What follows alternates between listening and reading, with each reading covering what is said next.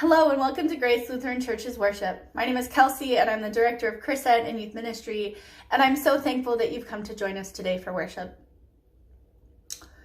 This past couple of weeks, and this worship have had a theme about discipleship. What does it mean to be a disciple? How do we act as a disciple? What do we say as disciples? How are we called as disciples? Do we want to be a disciple? All the good stuff. This week's lesson is no different. As we enter into a story and we read about Jesus calling his disciples and calling them to be fishers of men. Fishers of men? Fishers of fish? Fishers of men? What? Well, what Jesus means by fishers of men is he means just like fishermen catch fish, Jesus' disciples catch and welcome and hug and love and give God's grace to men, to God's people, to women and men and children and all of the above, right? God calls the disciples this week in our lesson and he says, you fishermen on those boats, come and follow me and I will make you fishers of men. Oh, man, I don't know about you, but if I was just doing my normal job and Jesus called me and be like, yo, come follow me because I'm going to make you fishers of men, I'd be like, excuse me? Pardon me? What?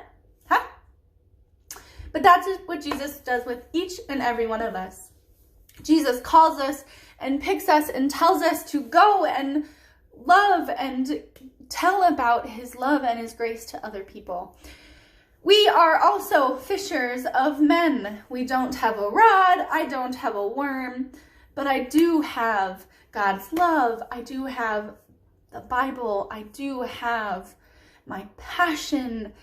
I do have Jesus.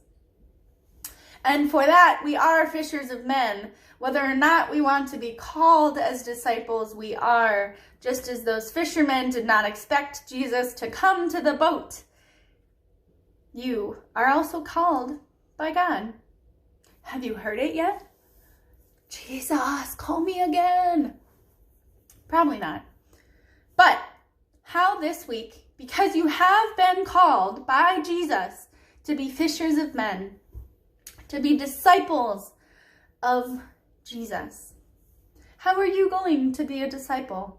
How are you gonna walk the walk and talk the talk? How are you gonna share God's love with other people? Is it through a letter? Is it through a meal? Is it through calling someone up? Is it through reading them a Bible story? How are you gonna do it this week? Families, I task you to become fishers of men this week intentionally.